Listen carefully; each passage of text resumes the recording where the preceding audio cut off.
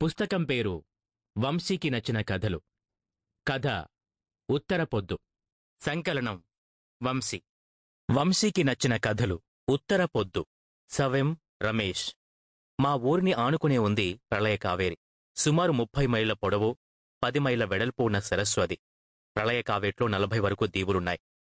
వాటికి రకరకాల పేర్లు. వాటిలో కొన్ని దీవుల్లో మాకు చుట్టాలున్నారు. ఆ దీవుల్లో ఒకటి జల్లల దొరవు. విసిరేసినట్టు ఒక మూలగా ప్రళయ కావేరి ఒడిలో ఒదిగి ఉండేది.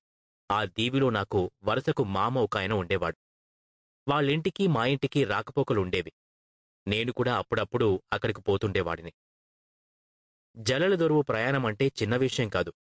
తెల్లవారి 5 గంటలకు మొదలు పెడితే రాత్రి 7కో 8కో ఆ దీవికి చేరేవాళ్లం. అంటే ఒక పగలంతా ప్రయాణమే.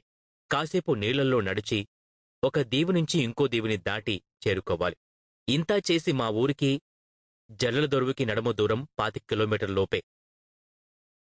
ప్రళయ కావేర్లో ప్రయాణం ఒక వింత అనుభూతి. నడిచి నడిచి కాళ్లు పీకుతున్నా ఇంకా నడవాలనే మనసు పీకుతుంటుంది.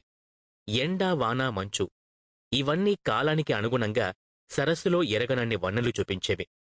మా ప్రయాణం ముచ్చట్టు మొదలు పెడితే మీకూ తెలుస్తాయి ఆ వన్నె చిన్నెలు.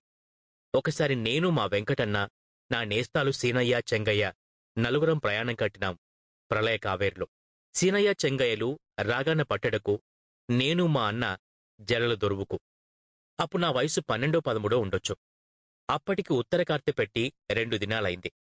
ఆ ఏడాది మఖ, పుబ్బల్లోనే గట్టి వానలు పడినాయి. అందుకే మా అమ్మకు, మా అవ్వకు మా ప్రయాణమంటే దిగులు.